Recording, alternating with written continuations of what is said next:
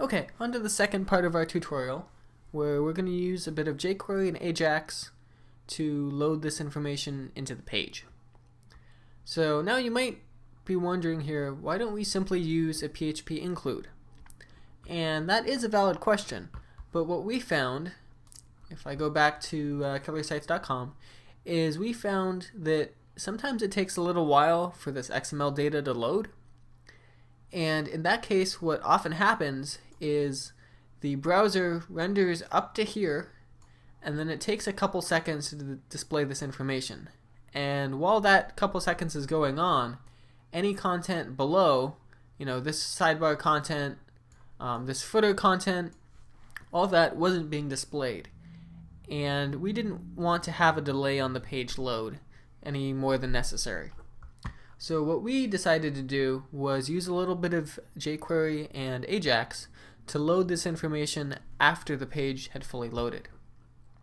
So what we're going to be using is a jQuery function called .load, and specifically we're going to be doing this. We'll be having a div, and we're going to call .load on the div with a path to our PHP file. So let me open up our index.php and just add in some filler content. So here's the basics. I'm going to add killer sites as the title.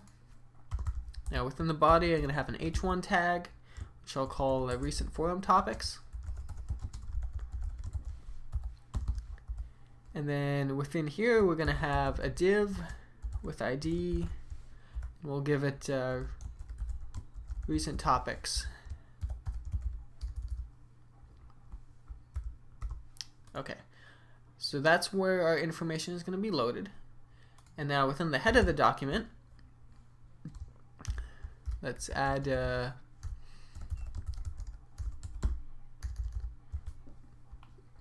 we go, and we're going to include the jQuery library.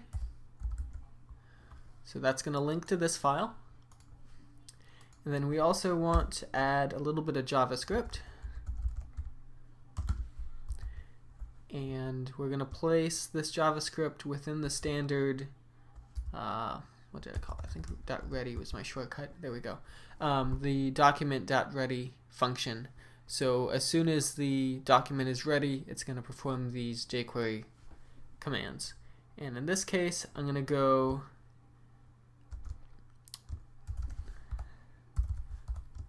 give it the recent topics div, and I'm going to go .load, and then we're going to load the getForum.php file. Okay, so let's take a look at this. There we go. So as soon as the page loads fully, then the information appears.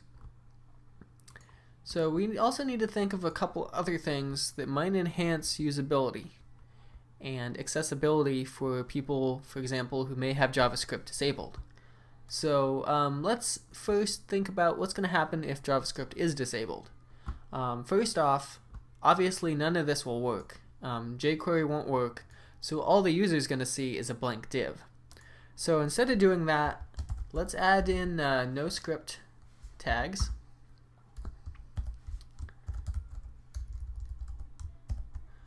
And within these no script tags, let's add a link to that PHP file that we're loading. So just in case they can access the content if someone has disabled JavaScript.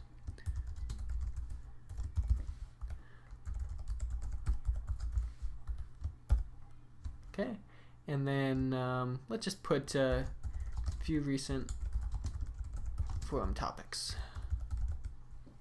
Okay, so this way, if JavaScript is disabled for any reason, they can at least access the link and get the information that way. So they can just click on this, it'll load this, and they can see the information one way or another. Now let's see. Secondly, you'll notice there is a bit of a delay between the page loading and this section loading. And we probably want to have some sort of visual indication that something's going on. So what I've done is I have a loading.gif, and I created that at ajaxload.info. It's a little tool that you can use to generate a variety of animated GIFs. You can specify the kind, and then with the background color, including transparent background and foreground color of the item. So just as a quick example, I'll select this one. I'm going to have a transparent background color, and I'll just make it black is fine. So you click generate, it'll create this icon for you, and you just click download.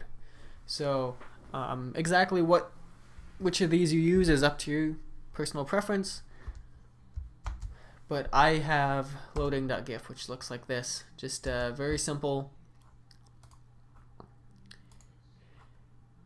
So let's go back. So we have this. Now, how do we do this? We want to have this loading indicator appear as long as this recent topics is empty. So we want to have it appear while the information is loading, and then obviously disappear once the information is fully loaded. So probably an easy way to do that is simply to add a class and give that class the background image. So let's do this. Put in style.